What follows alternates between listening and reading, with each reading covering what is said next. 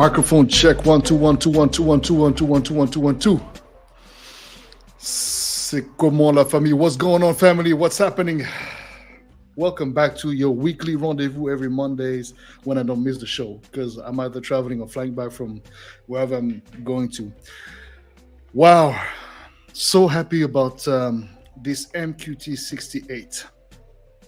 First and foremost, let me welcome you accordingly, beloved Bodhists, and thank you for once again trusting me with your time and really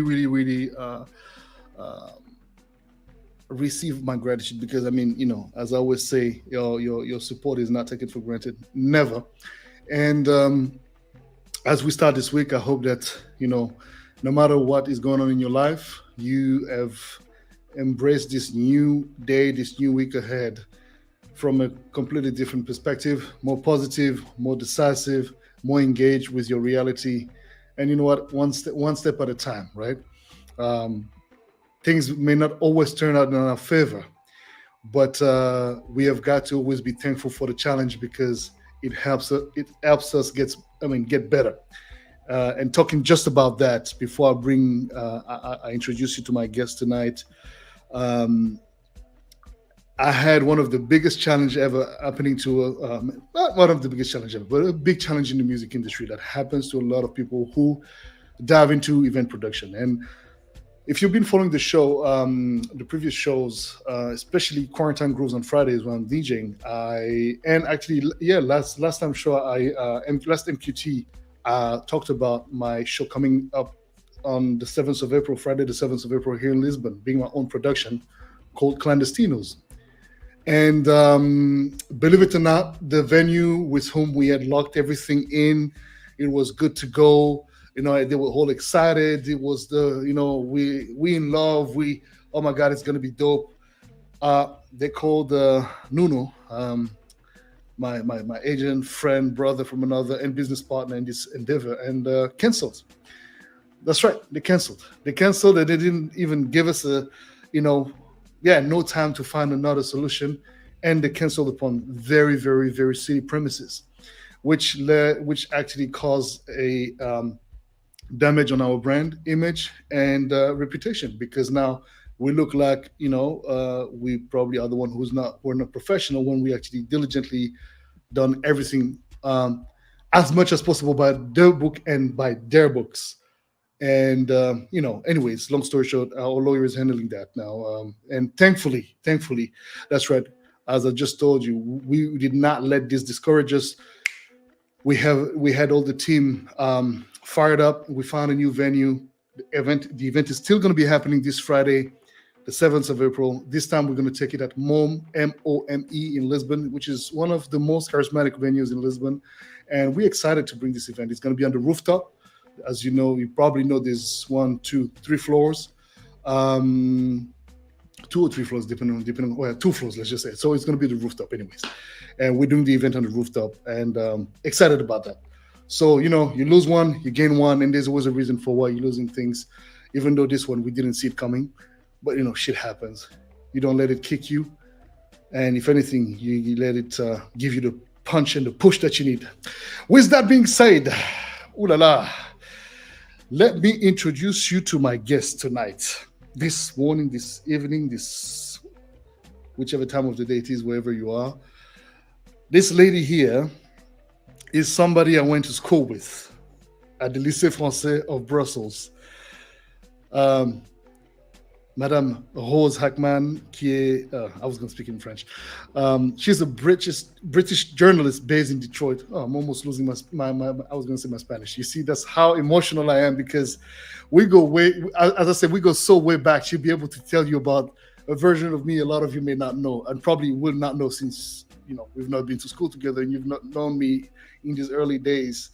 And so Rose is a very dear friend. We've lost touch, but we've always been kind of like been in touch, following each other and keeping up on each other's adventures over the past couple of years. And look, she's an accomplished journalist. She just released the book, her first book on emotional labor that just came out on March 28th, 2023, on Flatiron Books and in print, an imprint of Macmillan. Voilà, exactement.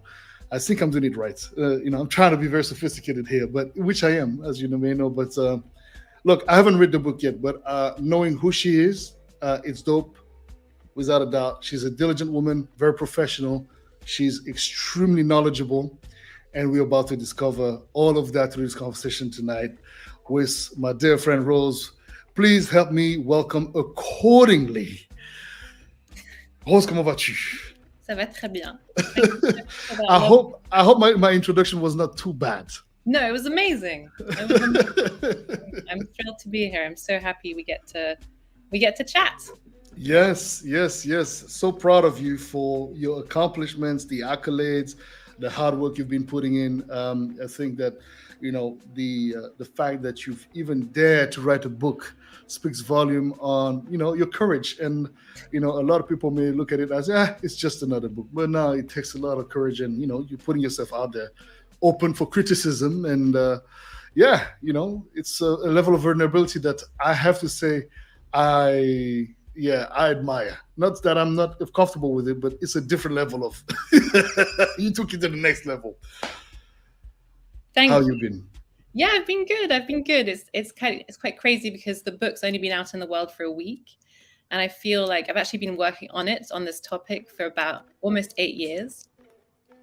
So I'm switching from going to basically having really been a bit of an introvert for many years at this point, because you spend a lot of time all by yourself, a lot of time you might be speaking to people you're interviewing, but basically it's a lot of like reflection and reading and figuring out how to write and then writing. And now I'm in this new phase where I'm having to remember how to be an extrovert. So I see.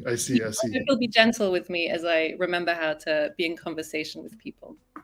I think it's the creative process. The juice has to come through a certain form of isolation. Mm-hmm. You've got to isolate yourself from the world, from the noise, in order for you to recenter and really dive into the source. So I understand. But this topic that you're touching on it's seriously vast. I mean, you're known for the past, couple of decades for your work on gender, race, labor, policy, housing, and environment. You got published in The Guardian. You're very astute with the topics that you touch upon, and I think that this is food for quite a great conversation. Let's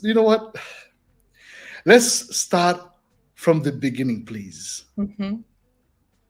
Le lycée français Jean Monnet de Bruxelles. Okay, we're going all the way back. Normally people who interview me want to go back to the beginning of emotional labor and when I started doing it, but I'm excited to go back, way back. Because we know each other from that far back. We were that young. So it's like at the end of the day, we have got to sort of like because there definitely is a red thread. There's a thread that led you to the work that you're doing now, which is what I'm interested in. So that's why I want to go so far back. And I have the privilege to know you, and we are both, established in our respective field, and we benefit from a certain exposure. So why not use it for the, interest of the book and, shedding a different light upon it, maybe a light that most of the people who interview you would not have known you from back in the days. Definitely. So back in the day, what I remember is I think you were a year ahead of me. Yeah. At school. I remember you used to walk in the halls. At the time, I didn't know you. I think I got to know you really much better in my last couple of years at school through Melissa Agege. Shout out to Melissa. Shout out. So, but I remember you in the corridors. You used to have you had earphones in, big earphones, and a basketball. And you were like, okay, you look very cool. And it was a bit like "don't mess with me" kind of vibe, but also friendly. So it was kind of a bit of a mixture between the two. And yeah, that's what I remember. And then we got to know each other. And I just, as we were saying earlier, I just loved our conversation. I remember you kind of breaking down how I needed to dance. And actually, since then, I feel like whenever I get a bit of a compliment on how I dance, I always think like, ooh, Thank you, Armani. Because you can move, my dear. You can move, indeed. My back, you Early on, I was You're rooting like, for your best interests. we were like, okay, let's try and make this white girl understand a tiny bit about rhythm and hips, if I remember correctly. Yeah. I was already a charm, should I say? So those were really special memories. Oh man, well, I definitely have to say that I remember you for being such a. You've always and as I told you before we got live, you've not changed a bit, and in a very very good way because you're still you, right? You're very composed. You very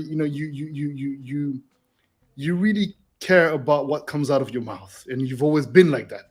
You don't just speak like that. You're a very good listener, which is dangerous because you have a great memory, and you take notes.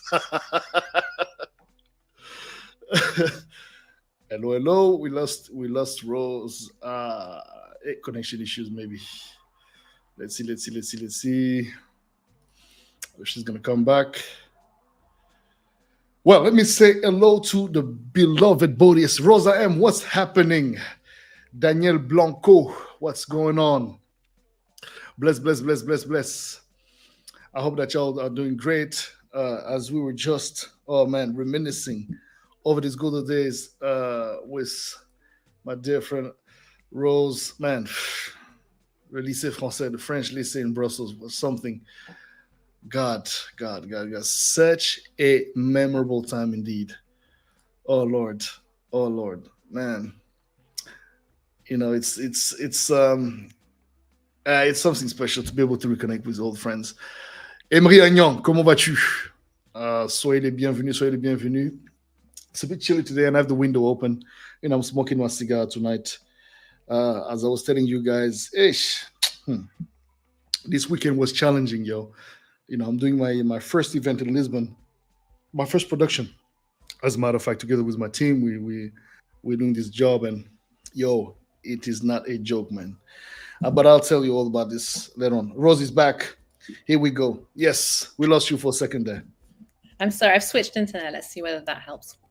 All good. Mm-hmm. So we were saying that you've always been very composed. You've always really really cared about what really came out of your mouth, and you're very again attention to details. I mean, at least that's the memory I have of you. And you had your crew. Je me rappelle plus de toutes tes copines, mais t'en avais pas beaucoup non plus. But there was, I don't have all the names in mind, but I had my core group of girlfriends: Melissa, Laura, who's actually I'm seeing her this weekend, and Juliette.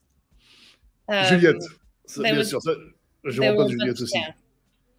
So I'm still in touch with Juliette and Laura. Melissa, we've lost touch with a tiny bit. She's in the south of France. Okay.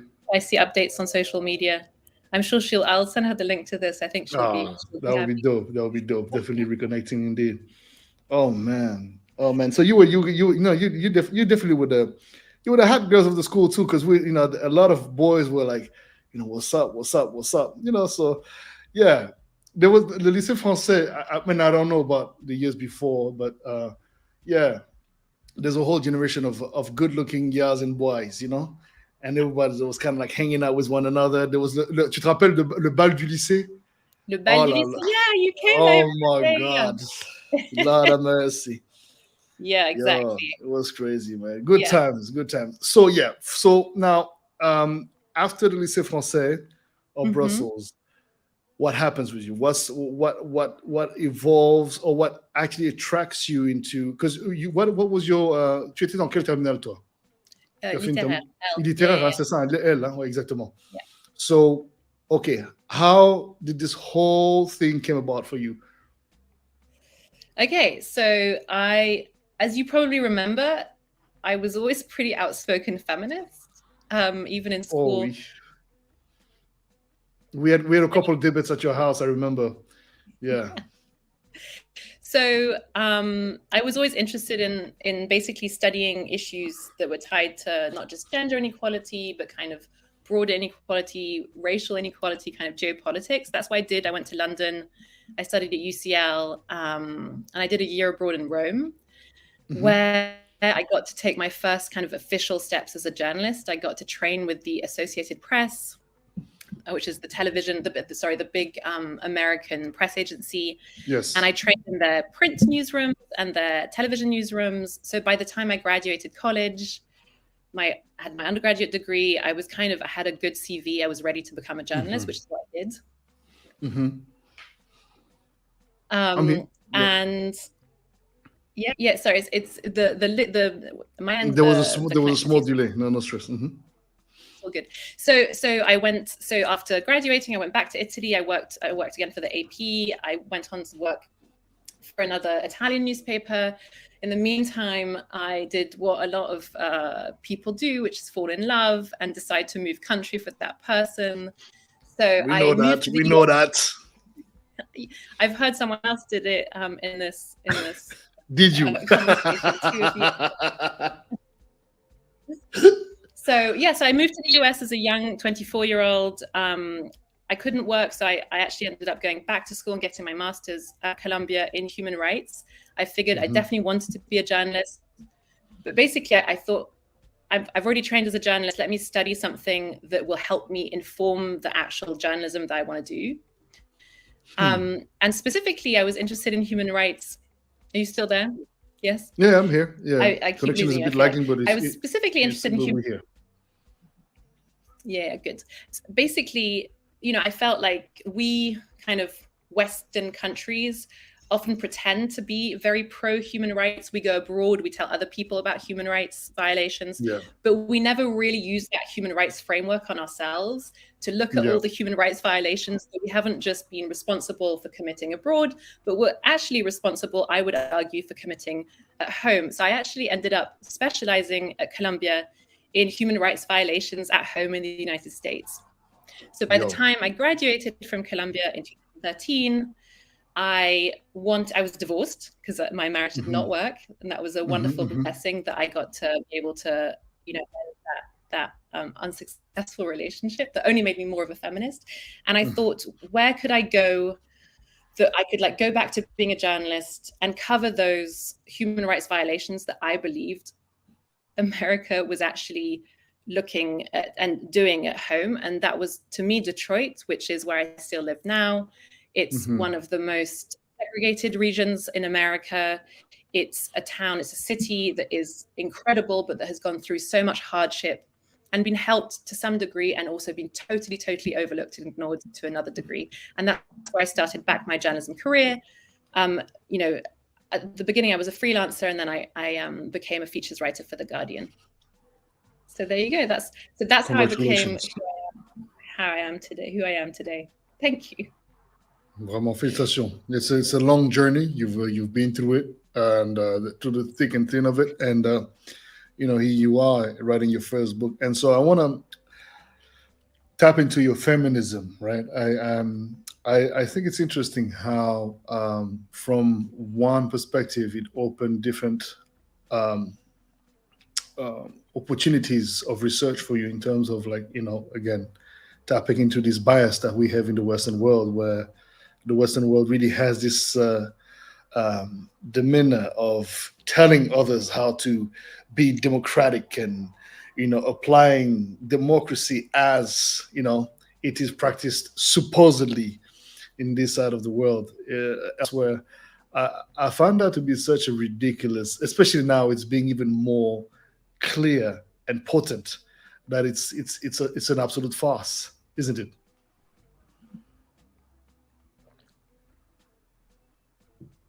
Can you hear me, Rose? I think you're breaking up.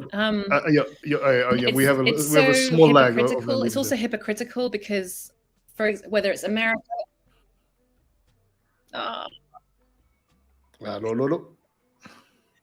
Okay, let me. I'm gonna have to. I'm so sorry. I'm gonna have to exit and re-enter again. Yeah, do that. No, attends, y a pas de problème. Vas-y, go ahead. No stress. À tout de suite. Yeah, so it's interesting because if you're looking at this whole thing of inequalities, we can clearly see. Rose, are you back? You here? You back? No, you're not. She's not back. She's not yet back. No stress, Rose. We here. Don't worry. I'm used to talking alone here, so there's no. Je vais habiller. Je vais habiller. Y a pas de problème. It's very interesting how you can see this double standards, and again, I think Rose is back. Voila. So you were saying, you agree, and then Okay. Yeah, so I agree. I think it's extraordinarily hypocritical. It's especially hypocritical because none of the West has contended with really its colonial past, which I would definitely argue is full of human rights violations. Mhm. So it just seems like, yeah, it seems like I'm not, I'm in many ways I'm a believer in the American project, but I'm also someone who believes that in order for that project to come to light and to life, we need to hold the project accountable. And the project, for example, in America, the way it's currently being, executed is not an American dream for most people. Was it really ever a dream if you think about it? Because if it was always at the expense of something else, of a community or communities, etc. Right. And I think this. Well, I'm not trying to do. I might shortcutting here, so but I think that this whole thing created hypersensitivity, and now you have all these cliques and clubs and tribes, and it's me this, it's me that. It's if you don't share my point of view, you're my enemy. If you don't speak as I speak, you're not this. It's like you could see that through the whole COVID pandemic, right? When this whole situation created deep and profound divisions within families, between those who wanted to take the vaccines and those who didn't. And now with this whole, gender question and all of this and all of that, and it's like, it's just so, it's very complex, very layered, and it's almost, and if you can't even say anything without whatever you say being weaponized against you, even though you're not, you know what I mean? It's very, oof. It's also distracting us from larger issues that we would all unite around. I think there's a lot of things that all of us would agree on. But, you take one issue that is just going to get some people angry and people in different camps. And I guess that helps distract us from actually addressing bigger issues like, healthcare for all in this country, or the fact that half of us in this country don't have federal reproductive rights. Obviously, I'm speaking from America. Abortion rights got taken away last year, but we're having conversations around whether trans women should be in sports. And I'm a woman who believes that trans women are women very, very, very firmly. And at the same time, I think that conservatives are forcing us into these very divisive conversations. And these are conservatives who didn't give a, they don't give But hold on, is it just conservative? Because I think the thing is in both sides. I think there's extremism on both aspects. Totally. I mean, I'm more progressive, so that's where I stand, and I'm happy to have a conversation about that. But I would say that in this country right now, from my perspective, conservative, mostly men, but conservative pundits and politicians are trying to force us into having a conversation about what women's sports looks like, and none of these people have ever cared about women's sports. So, I grew up playing basketball. I grew up an athlete. I remember you were playing ball. Yeah, it's true. I remember. I grew up an athlete, and I can tell you that most grown men, unless they have daughters, do not give a damn about what happens in women's sports. So this is the conversation that we're having in this country, and it's just distracting us from very fundamental, basic rights that have actually been taken away from us. That is my personal opinion. Yeah, but okay, that's good. Okay, we're talking about personal opinions here, so no problem. But that's an interesting point. So, okay, I understand what you're saying, that they don't care about the topic now. But now that the topic is that they're as if we're referring to gender issue, right? Trans women trying to enter, typically, sports that would be entitled to women, genetically constituted as women, right? so we can understand the broader conversation, the broader aspect to it. And of course, I agree with you to an absolutely agree with you with the fact that you cannot say that a trans woman is not a woman. I mean, clearly, like, yeah, I mean, it's a woman. They're doing everything that is required in order for them to transform themselves. But I think essentially the problem is that there's logical conversations, right? And I think this is where the issue is. It's my humble perspective, but I think that some people are like, look, but technically talking, genetically talking, you still genetically a man, who inhabits the body of a woman. Okay, cool. And it has to be respected. But at the same time, it's almost like it's becoming dogmas on both sides. But it's like, yeah, but if you don't believe the way I be, if you don't respect what I feel, then I won't respect. It's very weird. Moi, je suis dépassé par cette conversation because I have a lot of trans friends, you know what I mean, and acquaintances, and even my own family. I have a lot of gays and lesbians, my own direct family. Like, so, but the conversation seems to be extremely touchy, even though you might be in support, but you might bring a little bit of less passionate approach to the conversation. This becomes something that is, oh, why are you like, yeah, but we can be balanced about it. Like, there's this whole wall of like conservative, c'est un peu clanique, quoi. Yeah. And I mean, as I said, I think it stops us from having conversations about a lot of things that are very easy to unite on. And I kind of feel like I walked myself into that because I was like, this is an example of a conversation that we have instead of having a broader conversation about how, in the case of my book, women's rights are still not fulfilled. Women's experiences are devalued in our society, and I include trans women in that. And so I'm now shifting the conversation back towards broader inequalities. Amen. And what I wrote my book about. You can shift it back to wherever you want. We fluid. We like it fluid. Don't worry, it's so good. Now, en fait, I'm always fascinated, and I love the fact because again, you are educated on the topic. Sorry, this is my dog. Luna, go to your bed. Allez, Odi. I'm always how can I say this? I'm always fascinated by people getting hyped up and passionate. And I think it was the years I became, I think, more. And I think also pain and challenges in life, and just life literally shapes you into understanding that, okay, you know what, not everything is so black and white. There's a lot of layers of grays, and everybody have layers of pain and traumas and reasons behind why they believe they are what they believe they are, who they believe they are, etc., etc. And it's okay, like, you know what I mean, it's not affecting my freedom. I'm still going to be me. So whatever you want to be, whoever you want to be, like, all good. The problematic, I think, it's when people and this applies to so many things, not only just the gender conversation, but if you're talking about work, being, for example, in my business, in my line of action, like, it's a very silly topic, but DJs have a lot of DJs who don't produce feel a certain way about it because there's a prestige about being a music producer. Interesting.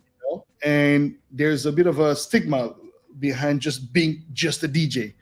But being just a DJ is an actual work of art. You're not just a DJ. I mean, there are people who are just DJs because they're just being jukeboxes. But being a DJ is the art of searching for music and digging and digging. And so there's a sense of elitism about it as well. Problem is that when you're a producer and a DJ and a label, like myself, for example, and many others, obviously, I'm not the only one but then there's a bit of a thing where it creates friction. It creates a serious friction between, and it's not always obvious, especially in my industry, which is the Afro house, soulful house scene, where everybody is very much talking behind doors, but nobody's really going to be outspoken about things because there's a code of respect to a certain extent. But yeah, I think ultimately, I always tell people, I'm like, just embrace who you are here. It's okay. There's no big deal. as long as you do what you do good and you're not causing any harm to anyone, at least consciously, well, Totally. more power.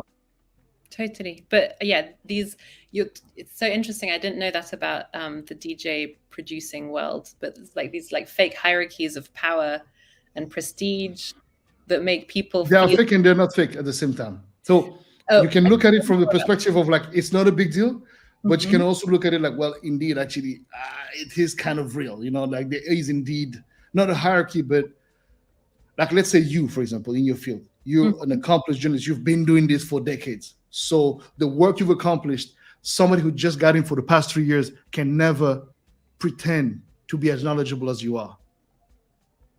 Experience will speak volume. No matter what you do, I think so. I might be wrong. Yeah, I mean that, and ideally, work speaks for itself, but it doesn't necessarily, right? So, yeah, you know, I see what you're saying. Don't censor yourself. Don't censor yourself. You said at the beginning that I spoke quite intentionally, and that's it's a I think it's probably a good trait, and it's also it comes with its negatives.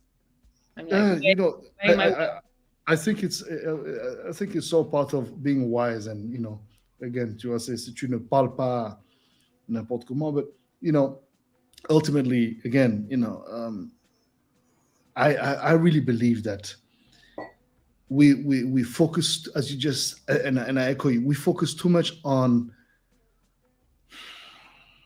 It's not that it's not important, but the truth of the matter is that the color of your panties doesn't really concern me at all. Like, I don't care what you wear, what you don't wear. Let's live together. What are we adding to the society? Totally. You know? So what's the contribution? You're asking me right now? No, not you, but in general, you know. Okay, Rose, what is your damn contribution, girl? Well, you contributed to this book to society. So now my question to you is now relating to, you know, emotional labor. What does it entice, and what are you touching on in the book? You know, let the people know what's up. By the way, before you get into it, there's the link for you to get the book in the description section of this video.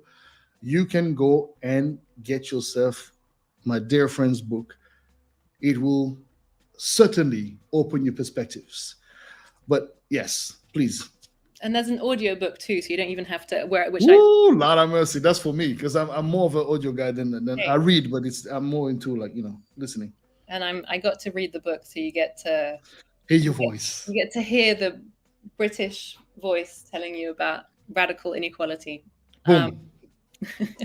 So emotional labor is a term that describes a very specific form of work, and I'll give you a bit the kind of etymology of it very quickly, and then I'll tell you how I've been thinking about it. So it was a term that was actually coined by a very famous sociologist called Ali Hochschild 40 years ago, and she came up with the term to specifically describe a form of work that was starting to take over in terms of share of the economy in America. So if you had physical labor, which was what people were doing in the manufacturing industries, she was saying that we had a new generation of workers in the service industries whose work wasn't primarily to do anything necessarily physical, but much more emotional. So if you think of a flight attendant, for example, which was a new kind of job in the early 80s when she was writing, a flight attendant was really tasked not so much with giving out food and snacks, drinks, or whatever. They were tasked much more specifically with providing an experience to people on the plane, to making them feel good, maybe conveying not just comfort and warmth, but kind of a bit of sexiness at the time. And so that's what she coined. And, you know, emotional labor is at the center of so many jobs in our economy today. If you think about the service industry in bar and restaurants, when a waiter comes up to you and asks you for your order, they're not just, again, taking your orders, they're really trying to convey a whole experience of what it's like to be in that restaurant or that bar. And so that's the way in which it was coined. And at the time, she equated it with a form of work that we were used to seeing women provide in private, which was that kind of mothering role, that effective, the nurturing, the thoughtful, the endlessly empathetic that we expected of women in honestly most spheres of our private lives, starting from a very young age. And so the term was used in academia for many decades, and it started to be used in the mainstream just a few years ago. I wrote an article about this in The Guardian in 2015, which was the beginning of my emotional labor journey. And the article in The Guardian, slightly to my astonishment, was very, very widely circulated. It was one of the most widely read articles in The Guardian of that time. And based off of that, I got a book deal. Oh, okay. And so the way in which I've written this book has ended up sort of reintroducing emotional labor to the public, but in a way that feels not just academic, that feels very relevant, and that specifically feels relevant to the ways in which we interact with each other.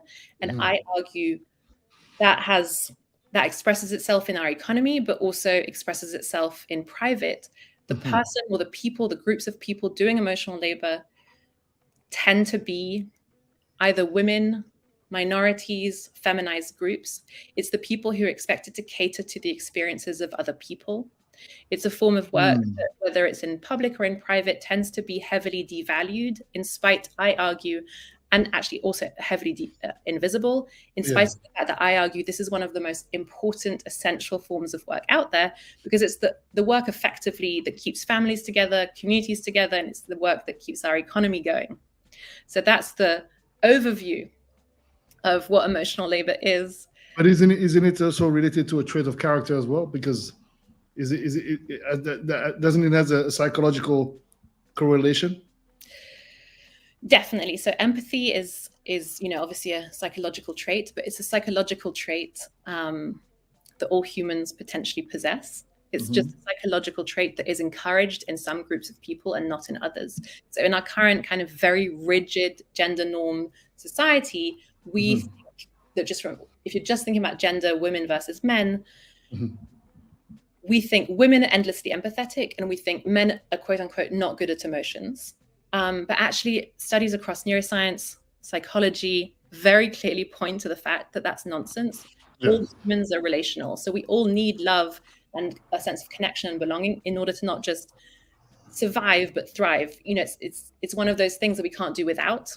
Yeah, for sure.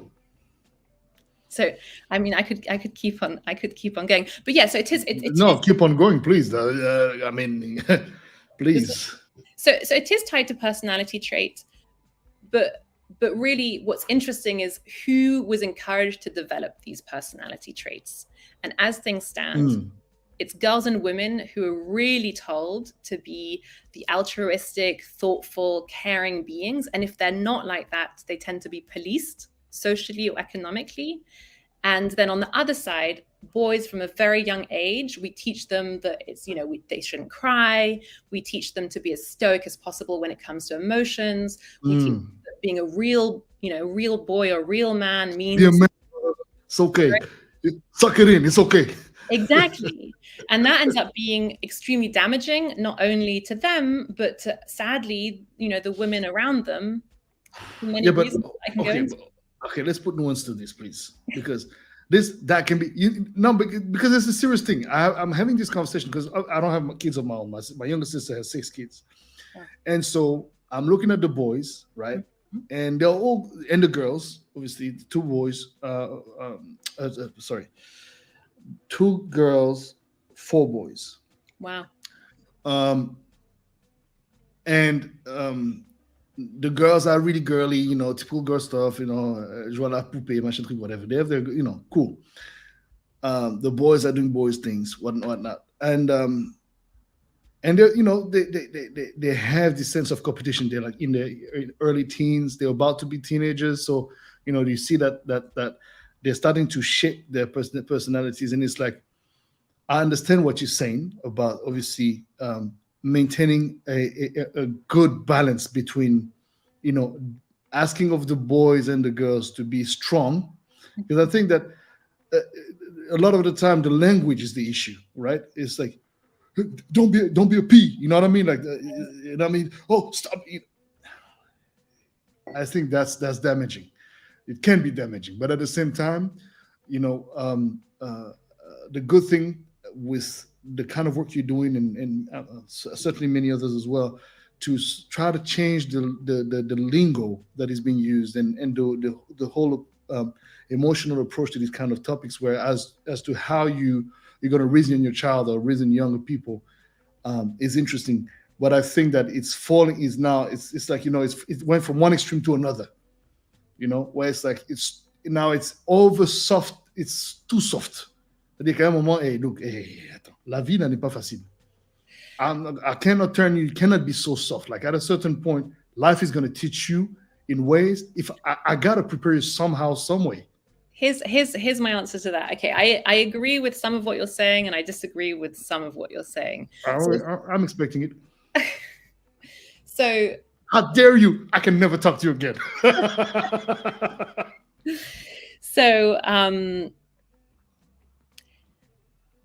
yeah, so the part, for example, I agree with you on is that, yes, for a lot of boys and even men, taking on anything that is deemed a feminine type attribute, being maybe very caring and thoughtful, being sensitive, that is seen as you put it, being a P word. Thank you so much for censoring yourself. Although I would be fine. So what you're pointing at is the fact that we still see anything that's a feminine trait as an indicator of an inferior status. And to be honest, that is valid for men and boys, but it's also actually valid for women and girls. We actually laud women for being really good at kind of being empathetic and maybe sweet and sensitive, but actually that's what ends up justifying in our current patriarchy our second-class status. Because under something called benevolent sexism, which is like the opposite, the kind of the way in which sexism operates is it operates on the one hand, you have hostile sexism, so calling women bitches and whores and judging them for having sex and, saying that they're gold diggers and they're not intelligent and all of these things. Yeah. And on the kind of foolishness, yeah, so that's hostile. But the funny thing, sad thing is that women do perpetrate that amongst themselves as well. It's very totally. We're all victims of perpetrating this system that sadly has us as losers. But so on the flip side, benevolent sexism operates as a kind of a carrot for the stick that is hostile sexism. And the way that operates is like thinking of women as girls, or thinking of women as the weaker sex, the fairer sex, thinking of women in these kind of seemingly complementary ways that actually end up actually pretending that they need protection, and that therefore, they need a stronger person to kind of step in and maybe talk on their behalf, or, be the valiant person in between.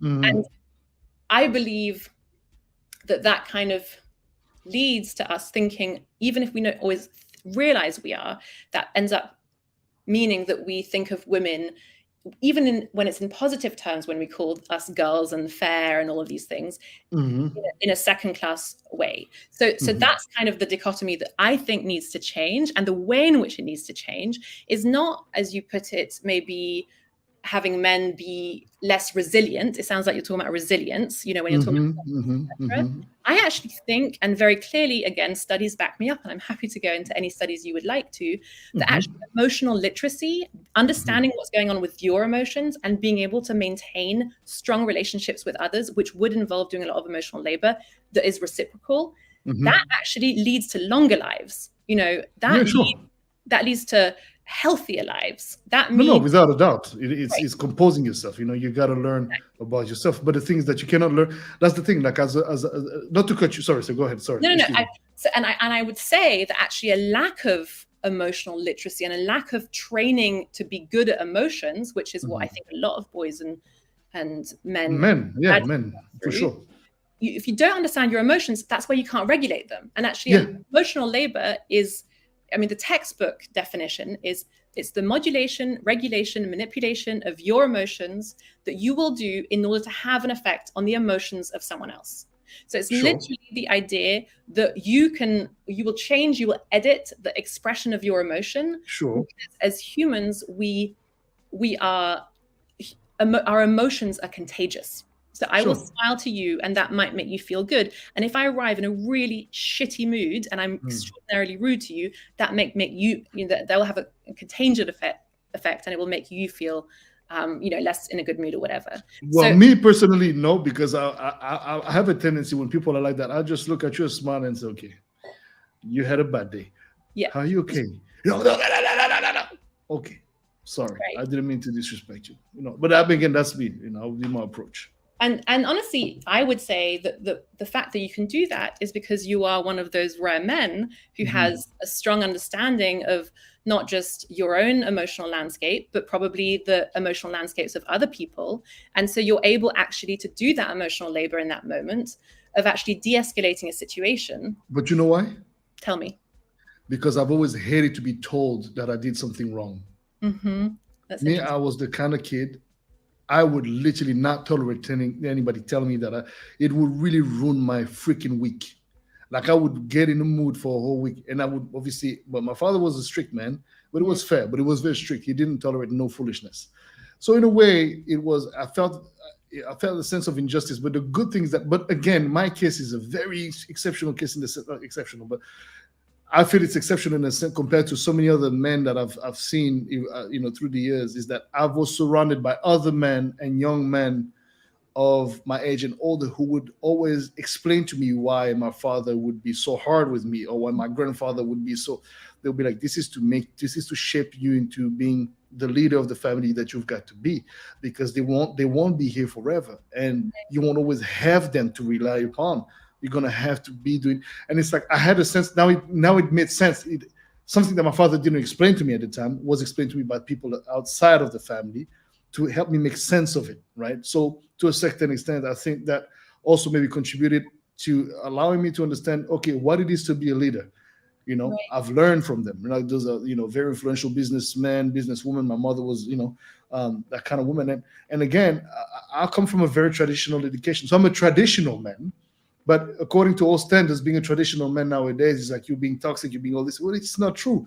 You can be traditional and still completely, I mean, be cool with however anybody wants to live their lives. I mean, again, and I think especially as men, we have a thing, and I had a conversation the other day with my good friend Kesha, whom I will ask him to have you on his show, because he's got a different way of cooking his guests, but it's amazing. It's a dope show, and you guys are gonna have dope conversations as well.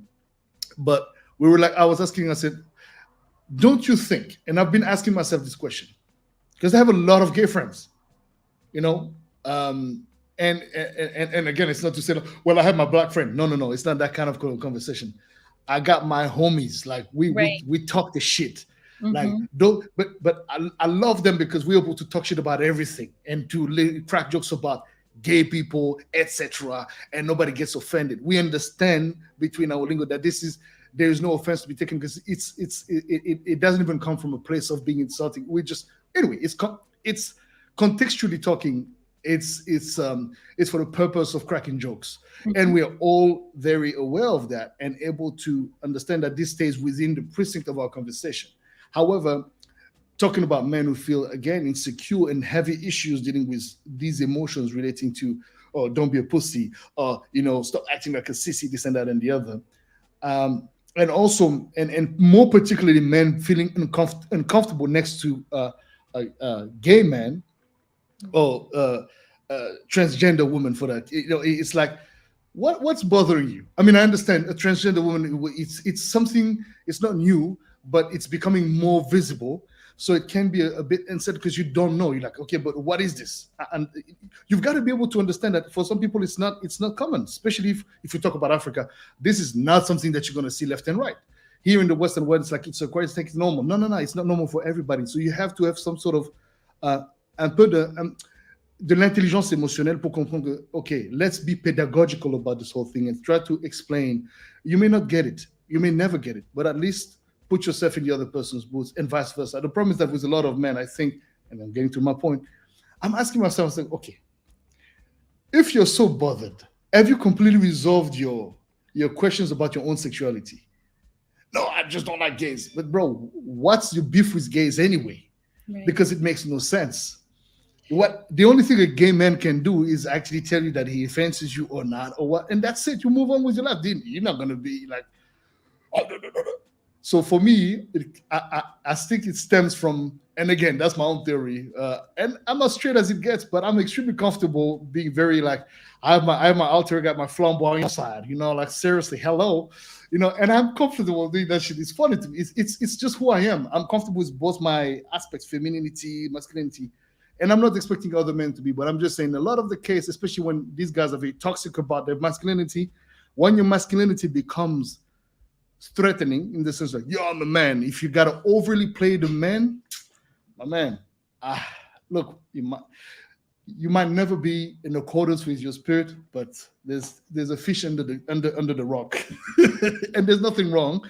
You might come to realization or not, or maybe I'm just talking shit. No, yeah, I think the one of the biggest ways in which we keep men being honestly pretty aggressive towards women, and also aggressive, sadly, towards people who are queer, trans, is we basically tell them, I mean, for the second category, we tell them that proximity to anything that is not like resoundingly straight is going to threaten their masculinity, which for whatever reason in our society, we have convinced men that if they're divorced from even a % of masculinity, their entire being is at threat. That doesn't make any sense, because we are all full of, far more complications and beautiful multitudes than just like embracing one set of character traits. Being in proximity to humanity is who we all are, and to basically feel threatened in that way is just, it's heartbreaking, but it's also very, very dangerous. It's very damaging. Why is it hard? I don't think it's heartbreaking. I just think that it is heartbreaking. Women, this is where this, it is heartbreaking, because actually some men are there's just prejudice. Mm-hmm. Some men, trans women, for example, in this country, especially trans women of color, are killed every single year in these terrible, terrible deaths. I definitely, for the book, interviewed trans women who specifically found cis men that they were having romantic interactions with, intimate interactions with, they knew, because of the way in which trans women get killed, turn violent lethally at any point. Because I think there's in that sense, yes, you make sense, absolutely.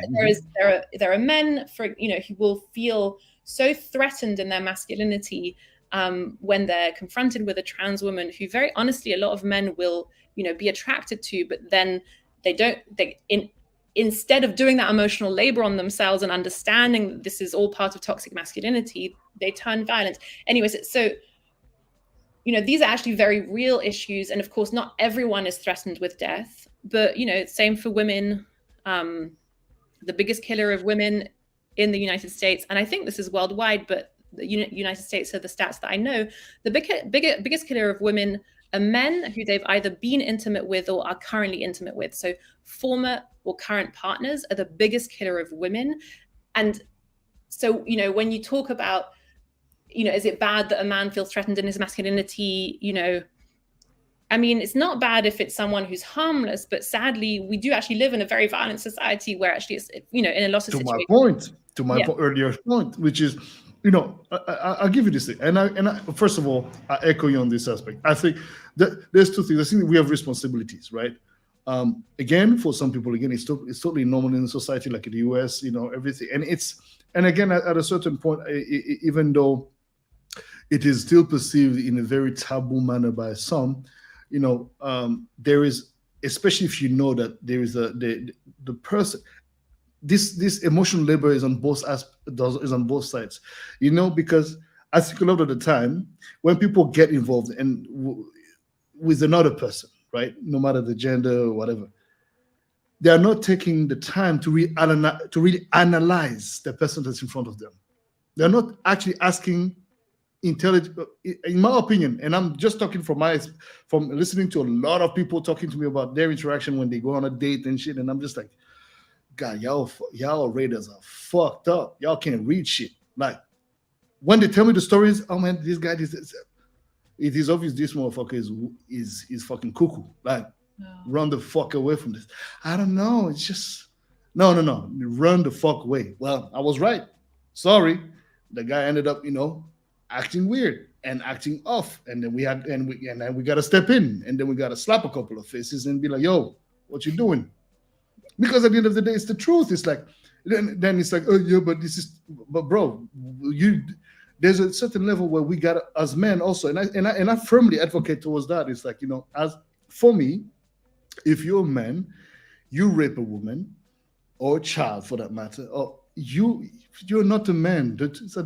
And I'm not even going to voice my voice on this aspect, but you have to be handled accordingly, because there's no therapy that's going to get you to understanding. Even though you might confess whatever reason is behind your motivations, you're still going to do that shit again, and men who've been violent with women before will continue being violent with another woman, and there's never enough work done on them. And I mean, there might be some exceptions, and again, I might be very arbitrary in my opinion, but I have to honestly say I do despise these kind of people, because how do you dare raise? First of all, you're talking about transgender, etc., etc.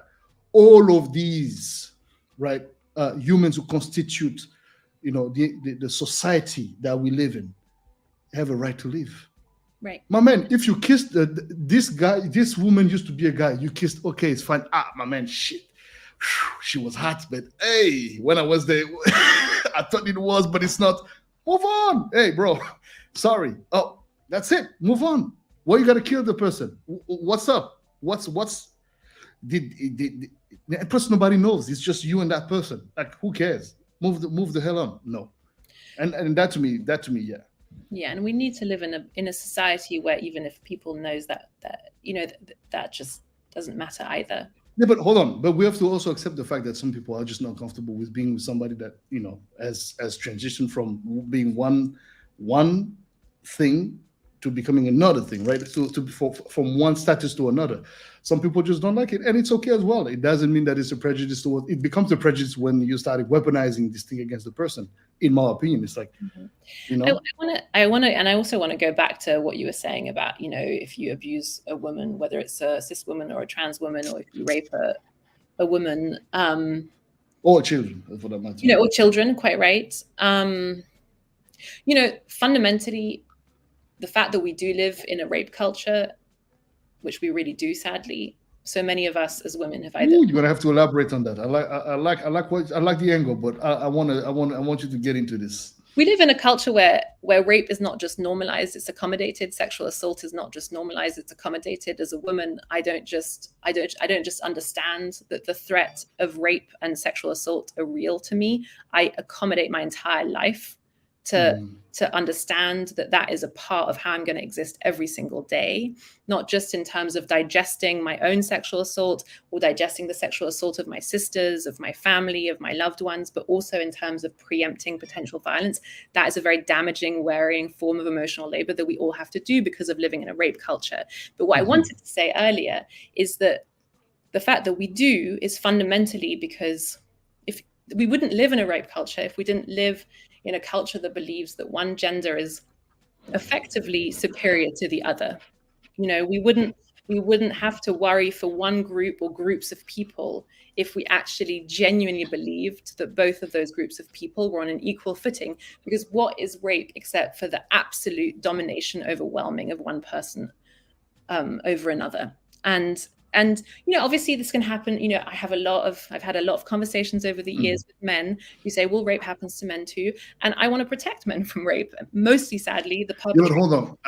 Okay, you see, this is the thing. This to you, again, you giving me this information, and it's very obvious, right? Yeah. You admit like that. And I agree, and I concur with you. Yeah. But I need you to be more refined into what you mean by because there's so many layers to what you just said, and it seems like it's got to be unpacked a little bit, because you see, consensual sex is essential, right?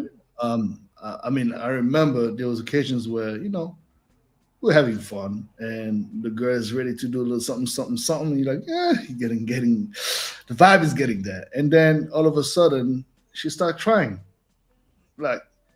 Number one, I mean, I ain't got no juice in me, baby. I'm like, okay, what's going on? What's happening?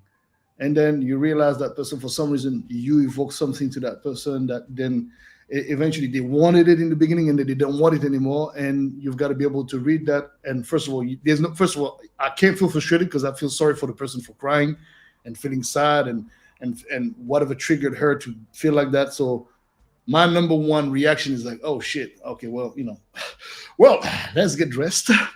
Let's actually sit down and have a conversation. What is going on? Yo, I'm sorry about what happened to you. And, hey, call it a night and, wish you good night and, whatever. But I do understand what you mean, that there is indeed so many ways this is actually being looked over. And, oh, it's okay, I'll make you feel better. Like you're thinking, fucking me is going to make you feel, it's going to make me feel better. I literally just cried because I just told you I went through a trauma and you still want to bang me. Right. Like, you're sick, bro. Honestly, like, this is a wonderful example, like story to bring up in some ways, even if it's obviously tragic. I think it's so common. I don't think we have these conversations because, and that kind of goes back to like, we live in a rape culture. It's like, what are the consequences of that? The consequences of that are not just on us. If I'm talking about me as a heterosexual woman, it's actually also on, let's say, heterosexual men who down the line are going to meet a woman who has been maybe assaulted, who's dealing with her trauma.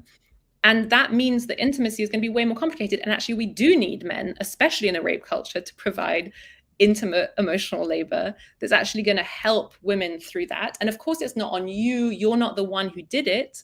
But actually, those spaces, if a woman has encountered what sadly too many women encounter, not through any fault of their own, those intimate spaces become very fraught spaces if that's something that you have gone through. And obviously they don't need to be. I don't believe that trauma is a terminal disease. It's something that can be worked through. So many of us are traumatized in different ways. There's, it's not just a gender thing. There's lots of trauma that men go through that's very valid and that they need to work through. And that's where the emotional labor component becomes so important, because actually to work through that, you've got to be in a relation with others. But, I found something that you just said very interesting. They need to work through, but they don't even know where to begin. Like most women don't even know where to begin. Like, I remember, asking somebody, what do you think is your value? They just had no ideas. That these people just didn't know. The people, so we're like, okay. So it's like, but how do you go about defining what is my value? Oof. Like, okay, shit. Right. Let's start from scratch, because I don't know, because what is valuable to me may not be to you. So let's start by the simple things. What do you like?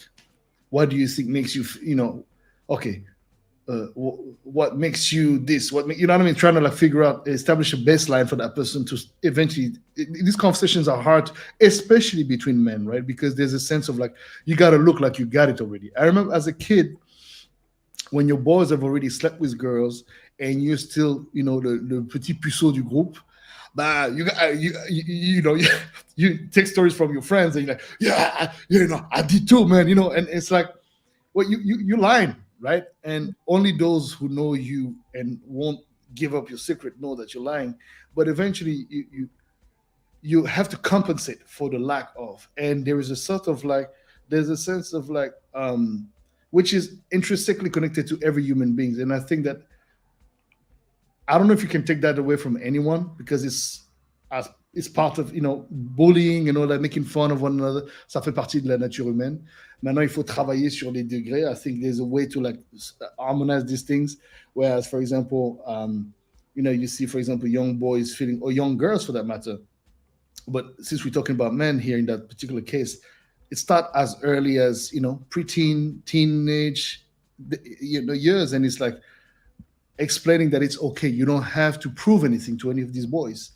You know what I mean? And you have your own rhythm, and that's okay. They may think and they make you feel like it's not, but trust me, it's okay. But in order for them to know that it's okay, you as the example have to comfort them in understanding that it's fine. It's all good. Just look at me. Look at this. You know what I mean? I don't know how to explain it in better words. You're more articulate than me. Donc, attends. Pardon.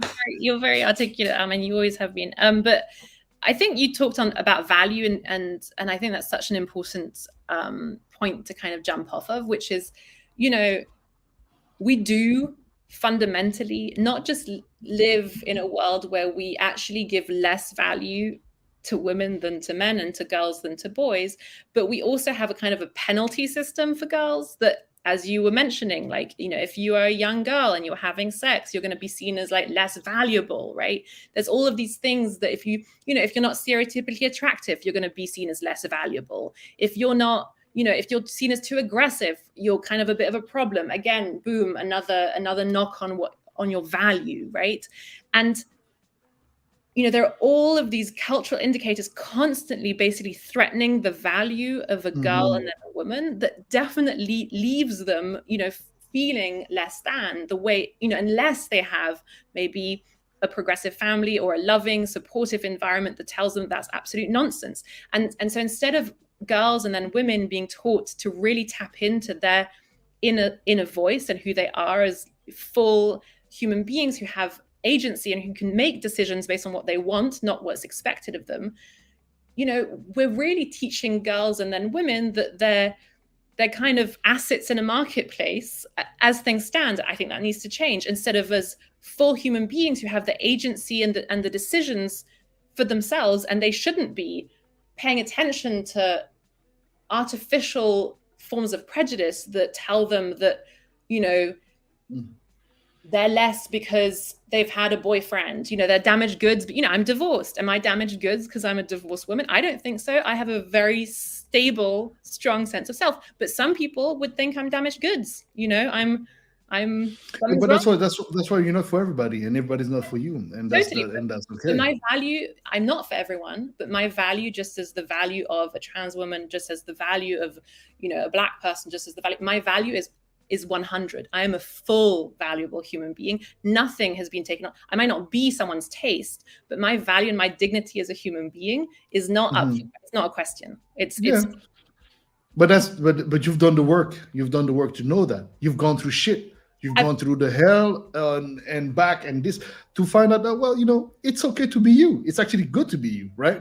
It's great to be me, but I've done the work, but also I've rejected some cultural messages, and I think that's what, you know, I have nieces and I have young people in my life, and I really want everyone to feel like their dignity is never a question, you know, their integrity as a human being is never 100%. question. But I think that, you know, there's some concepts here that needs to be touched upon. You said to be whatever they want to be and not abide to the expectations. And you see, I think, and that's my personal opinion.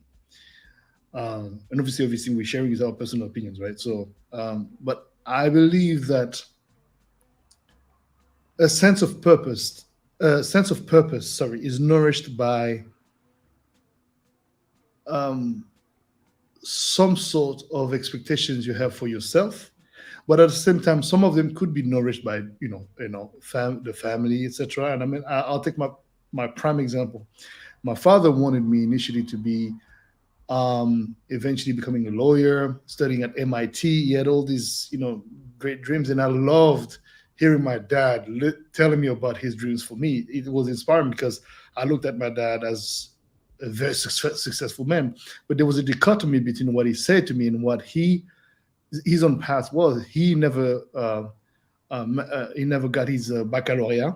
He stopped at 18, started working in the diamonds industry, and became extremely successful and a multi-millionaire by the time he was, I guess, 20-something, 35, 30, whatever. So I was like, okay, but I was like, yeah, cool. But at the same time, I wanted to be a basketball player, and I was really good at it. But I was a chubby boy.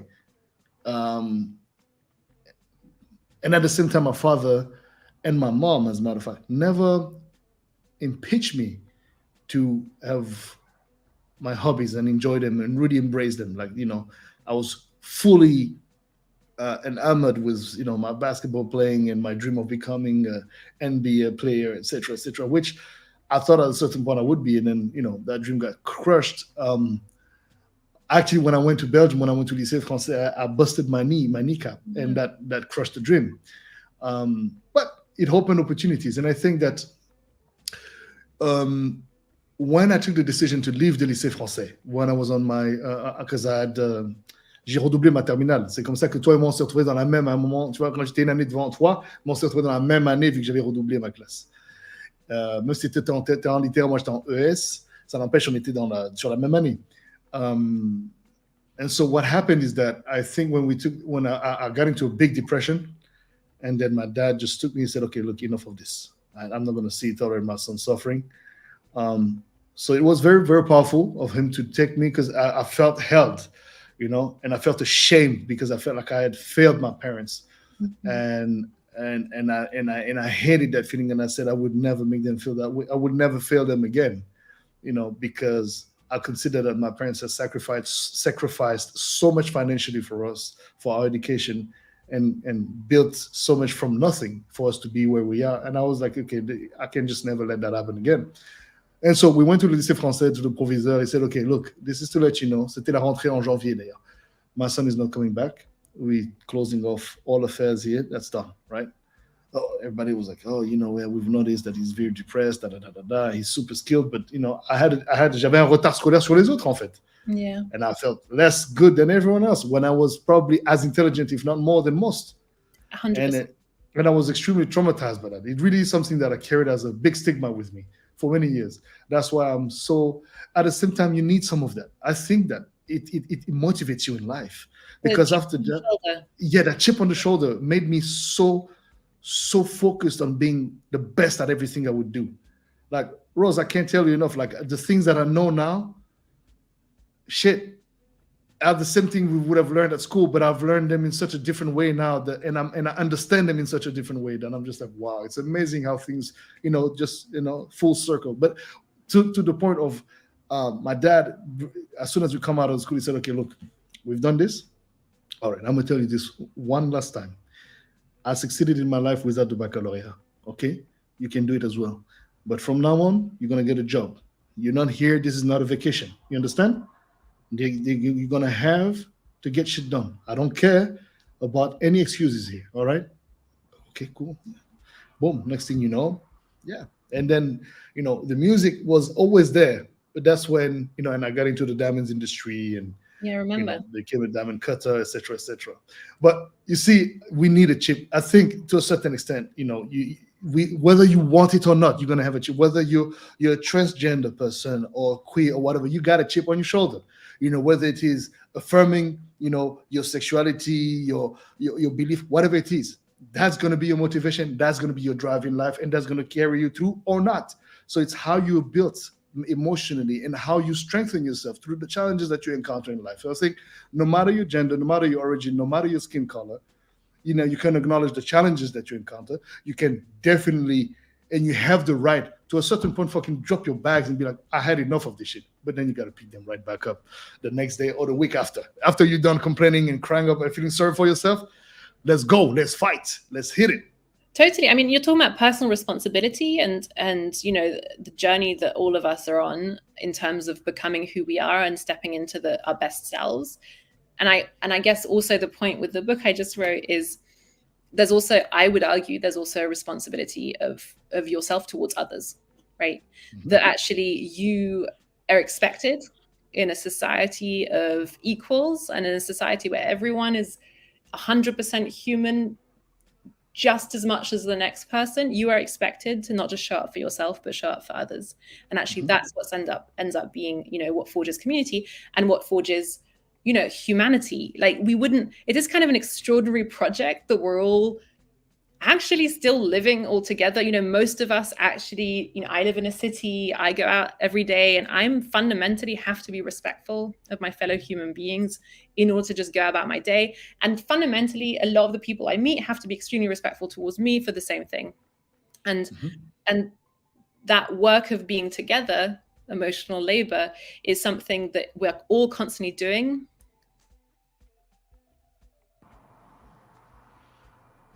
Hello. Rose, on t'a perdu. Okay, let me bring you back. Let me come back in anytime, Rose. I agree with what you just said. And you're going to come and obviously emphasize on that. You're going to come back and emphasize on that. Emery Agnon, let's actually take some of the comments here. I like what you just said here. You can turn your weakness into strength as motivation.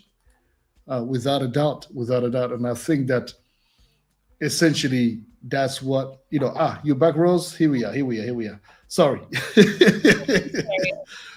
The internet, I can't really do anything about it. No worries at all. It happens. No worry. I used to have one of the worst internet you can think of. On appelait ça l'internet du quartier, tellement c'était dégueulasse mon internet. Oh, je te jure, le truc. Je faisais des lives, ça coupait, ça machin. Oh là là, donc t'inquiète. Mais so you were saying, sorry. So I was actually just reading one of the comments here by Emery Agnon saying that you can turn your weaknesses or what appears to be a weakness into a strength and something that motivates you. So. Totally. And honestly, that's one of the most beautiful things. I believe, I'm a huge believer in growth. The neuroscientists talk about the plasticity of the brain. One of the most amazing things about the brain is that it's actually constantly teaching itself new things. It's constantly adapting to the environment. It's constantly figuring ways out to be its best possible self. And actually what's amazing with that is that you can go through adversity, but actually with the right kind of environment and personal reset, there's a lot you can get through and you can grow. You can become, you can do so much. You can do so much that you put your mind to with the right environmental conditions. But then sometimes you don't have the right environmental conditions and you got to make it work nonetheless. How do you go about that? And that's my point with this new generation where it's like everything got to be served on a platter. But bro, it is not working like that. That's not how life works. We wish, but and I think that there's a sense of instant pleasure, instant result, instant this. You just press a button and the Uberization of your life is something that feels so, it's this entitlement that people have in general, like, so much people are not ready for nuance. People are not ready for conversations. Look, Rose, I used to be a hardcore. I would actually consider myself initially as a hardcore leftist, right? I really was like, fuck that. Then I was like, okay, hold on. Je vais regarder un peu la vérité. Tu sais, je me suis forcé. J'ai dit, intelligence is all about, a proof of intelligence is being able to listen to people you don't agree with and seeing what their point of view is without any bias. It's very difficult to do because it hurts your ear. It hurts your senses sometimes. But you listen. Okay. I get what you're saying. Yeah. What you're saying here is correct. What you're saying here is correct for you, but I just don't agree with it out of principle. But fundamentally, it can, coexist. Two things can be true at the same time. We can also agree on that. But at the same time, yes, I will have my own beliefs. I will have my own principles in life. And your principles in life don't have to be a threat to my existence. As a matter of fact, I'll give you the perfect example, which is a very silly example, but très démonstratif de la conversation. So I'm here I'm somewhere in Europe. I finished a gig, hung out the whole night. There's a guy that's hanging out with us, the sweetest dude, sweet.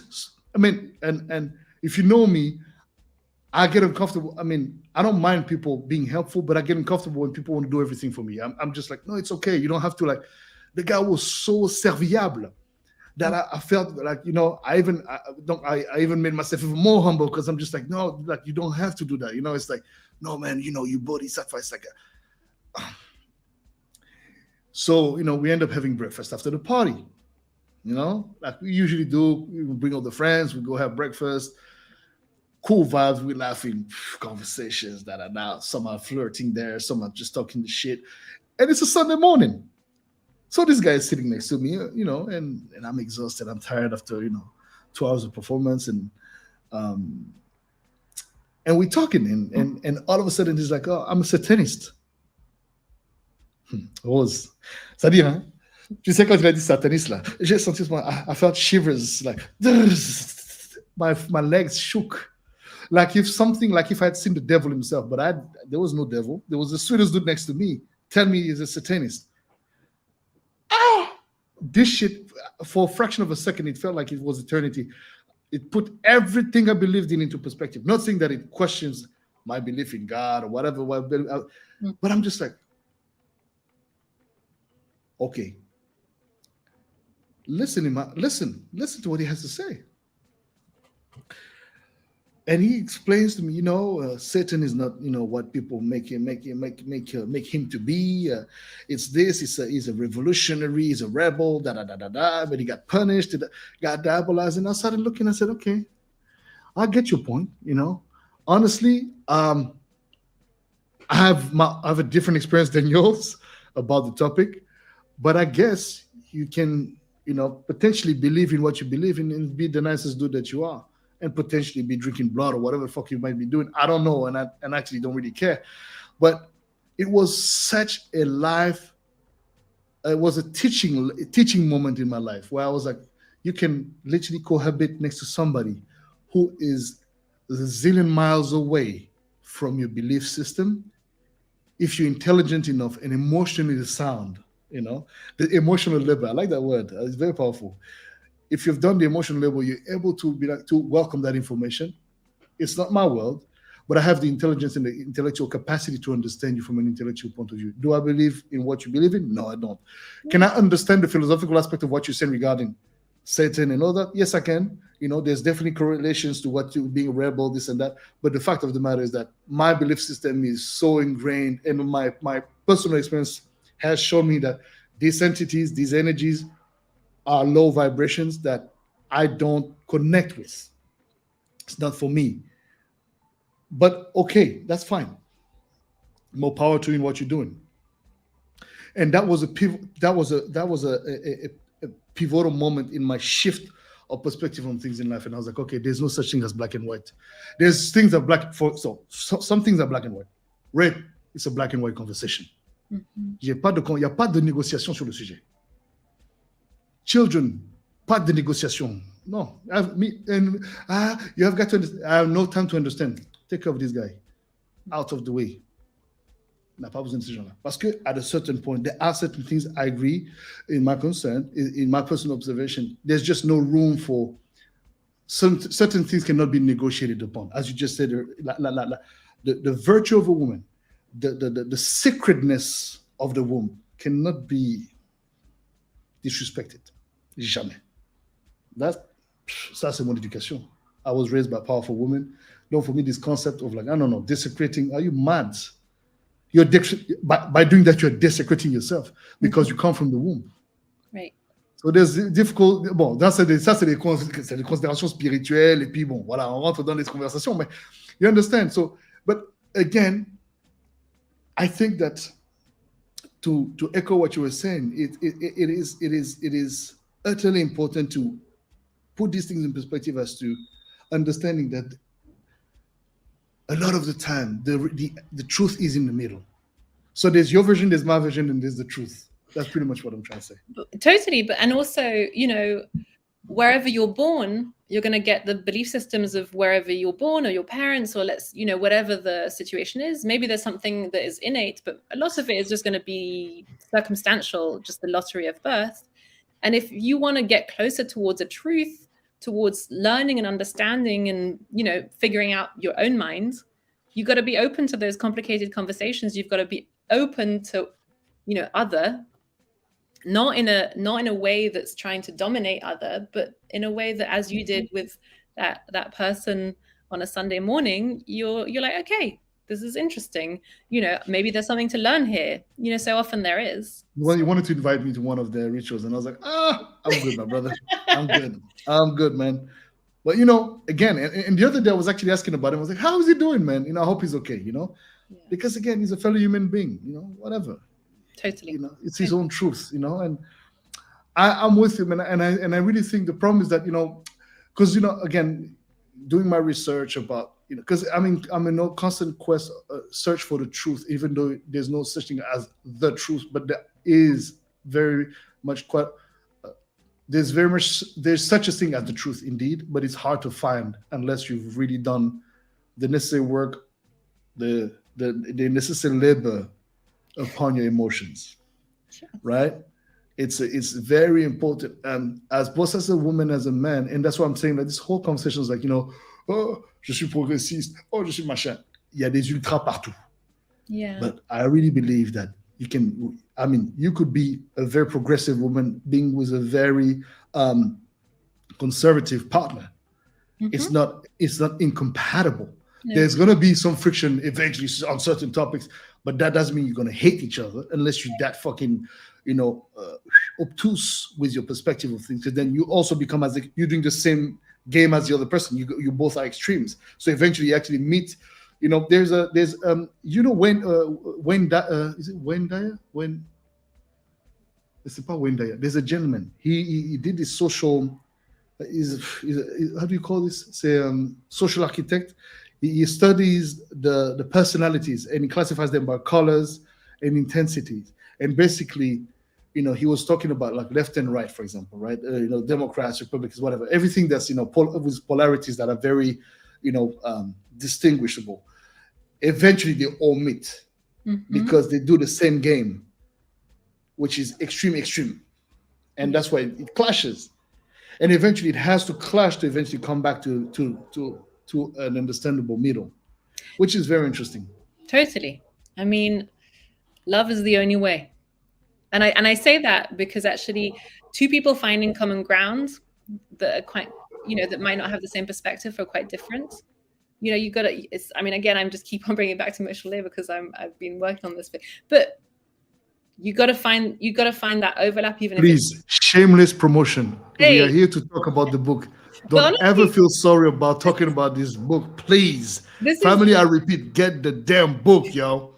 This is actually this is kind of how I am anyway, even when I'm not in promotion mode. So, but yeah, so I feel like overlap of humans understanding that commonality, that fundamental respect, the beauty of not just humans, but love and connection between humans. Like that's the thing.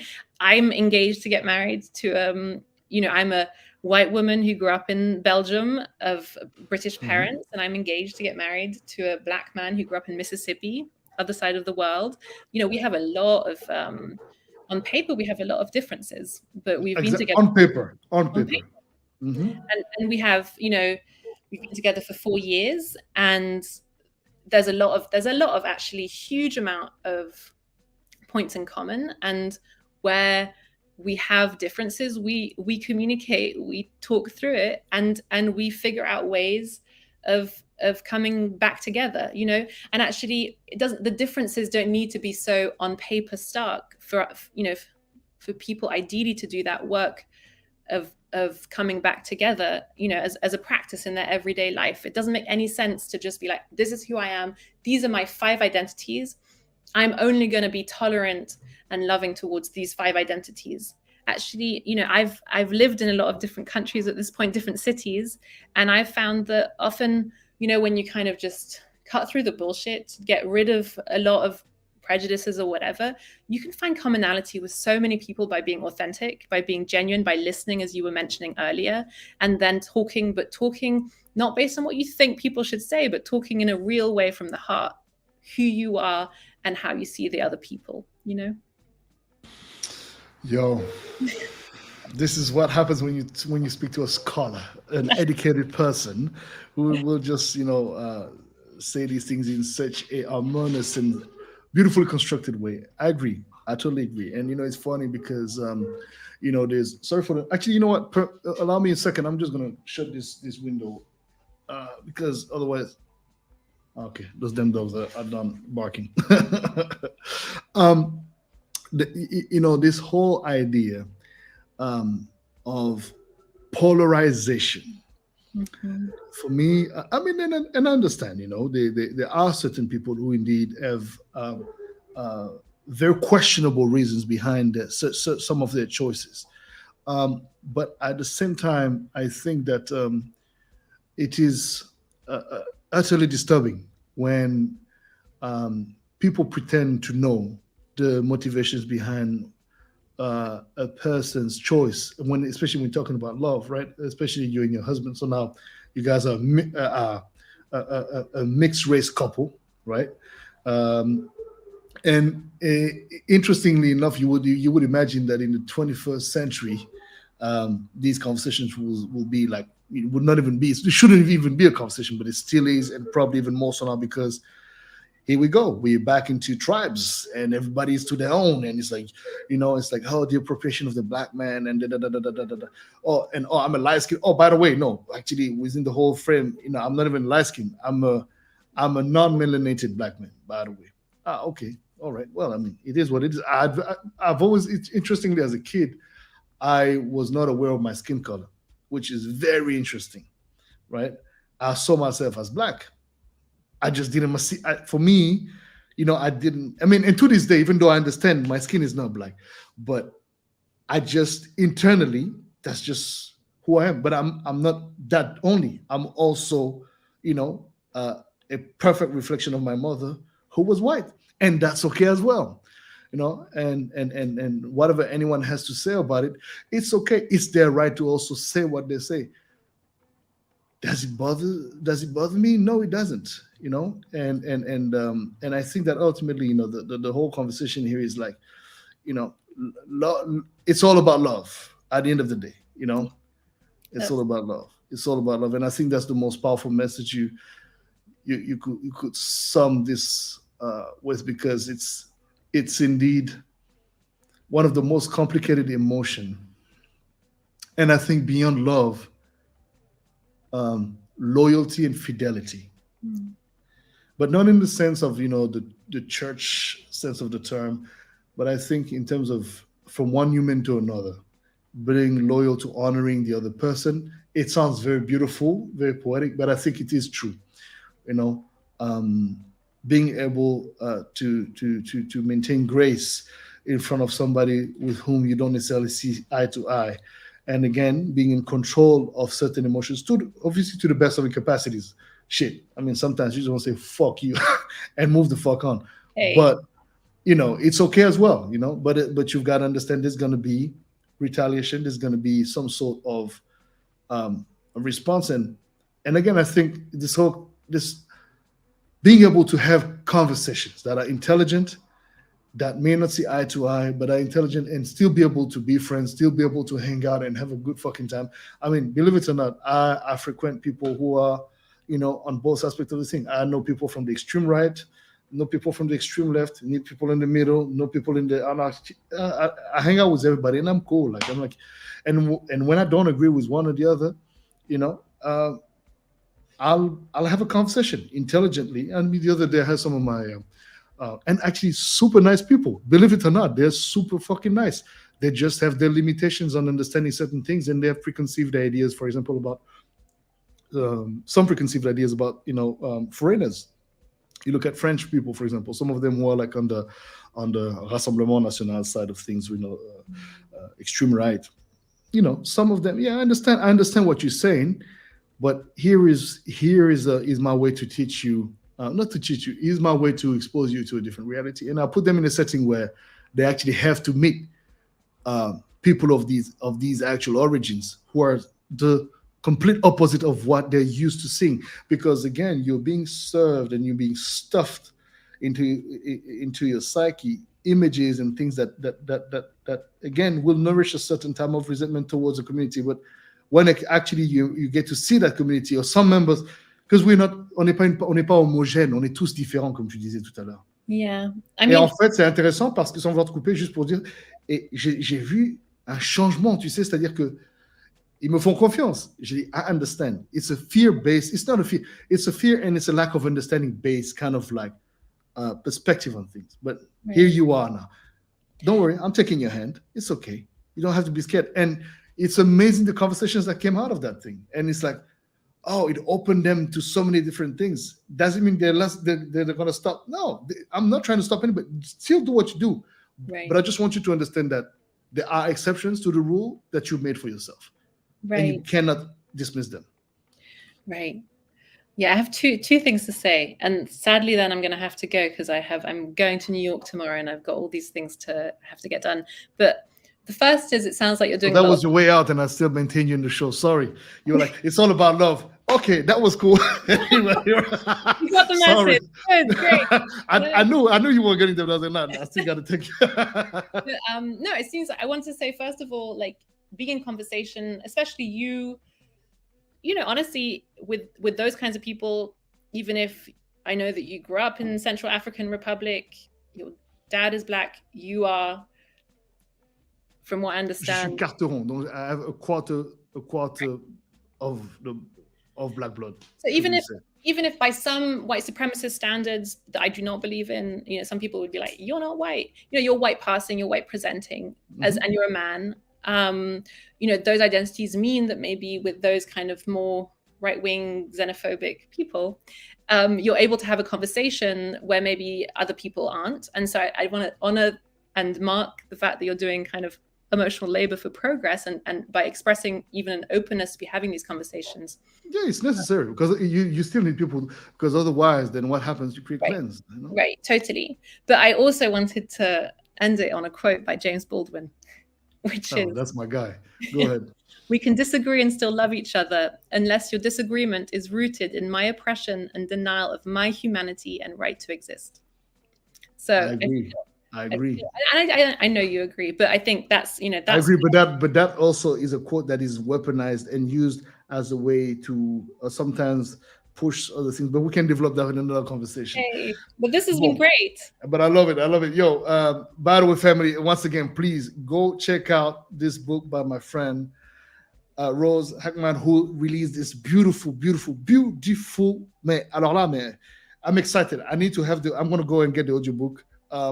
Emotional labor, you've got to get a hold of it. I commend you for doing such a great work. Thank you for your commitment to bringing positivity to society, in a humble way, but it's a contribution that cannot be dismissed. And I'm so happy that you've granted me this time of your precious and very, very busy schedule. And yeah, my dear, we'll be touching up on various subjects, hopefully soon again. But I'm going to get you on Keisha shows. I got to get you on the Club Shada.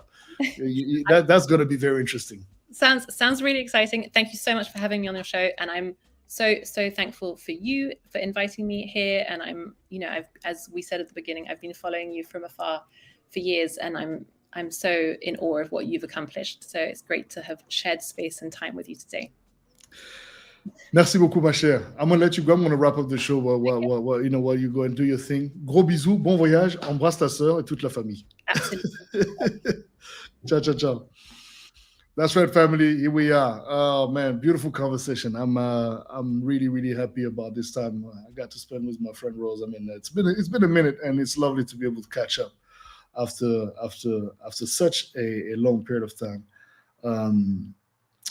Family, as always, I'm grateful for you, tuning in and watching the show. I hope that, what we spoke about, it was interesting to you.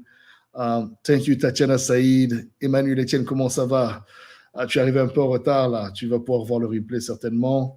Emery Agnan, merci. Rosa M, Daniel Blanco, and everyone else who will be watching the show as a replay and who has been watching but not commenting. Thank you for doing so.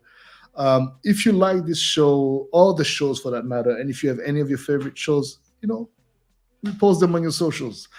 Show the love, spread the love, stream the music as always. And for those of you who happen to be in Lisbon, I repeat, for those of you who happen to be in Lisbon, I'm going to be launching my first event called Clandestinos here in Lisbon, Portugal. It was supposed to be in one venue. They failed us in a very interesting way, but not a problem. We've found another solution, and we found a new venue. So this is not altering the fact that we are launching on this Friday, the 7th of April. And the venue that we have found and who has opened their door for us so kindly is called MOME, M-O-M-E. And it's here in Lisbon. You can go check out my Instagram, or the Clandestinos event Instagram, at Clandestinos event on Instagram, and get your tickets. We still have a few available. And let's come and have a good time. I'm going to be performing an all-night long set in Portugal. It has never happened since I've been DJing in Portugal back in 2009. So it goes way back. All right. On these words, family, please have a beautiful rest of your week. May it be blessed abundantly. Whatever you're going through, as I said again, have faith. Just know that everything's going to be fine, no matter how challenging those times might be.